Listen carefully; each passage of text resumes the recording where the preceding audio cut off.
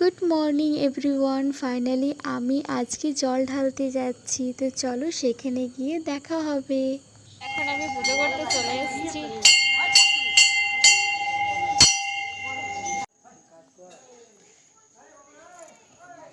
তো guys finally আমি মন্দিরে পুজো করতে চলে এসেছি।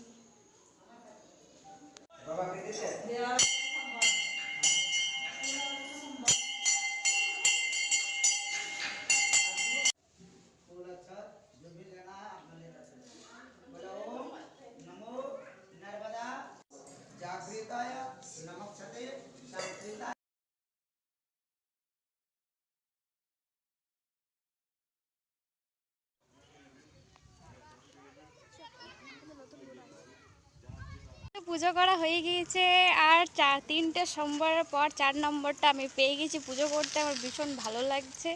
আর কিছুক্ষণ দাঁড়ালাম, সেই জন্য এই যে প্রসাদ দিচ্ছিল, প্রসাদ নেওয়ার জন্য একটু দাঁড়ালাম আমি আর বোন। তো গাইস বাড়ি চলে এসেছি, এবার বাড়ির আমার শিবলিঙ্গটাকে পুজো করব। ফাইনালি আমি নিজের হাতে আমার শিবলিঙ্গটাকে পুজো করব আজকে। পুজোর সব জোগাড় করে নিয়েছি, আর তাড়াহুড়ো মন্দিরে পুজোটা করে চলে এলাম। এবার শান্তভাবে বাড়িতে পুজো করব।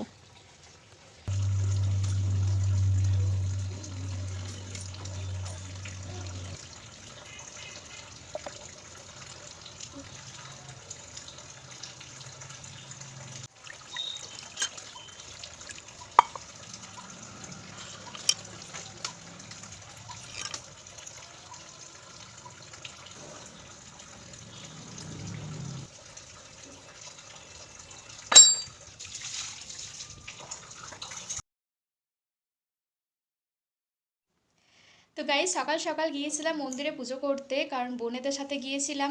ওদের 10টাতে এক্সাম আছে, তার জন্য সকাল সকাল চলে গিয়েছিলাম। বাড়ির পুজোটা আসার পরই করলাম।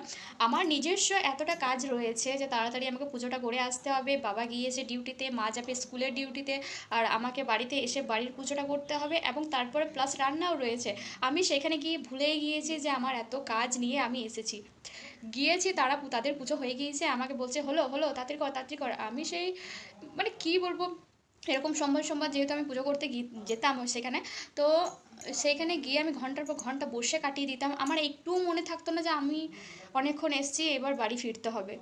তো মহাদেবের মন্দির গেলে আমি সব কিছুই ভুলে যাই। তো বাবা আসবে এখন, খাবার রান্না করছি। দেখো রান্না করছি, রান্না এখন বসিয়ে দিয়েছি, চলো দেখাই। তাড়াহুড়ো করে সবজিটা বসিয়ে দিলাম, ভাত হলো, ভাজা হলো। তো এবার সময় মতো করে যদি বাবা চলে আসে তাহলে এগুলো দিয়ে দেবো।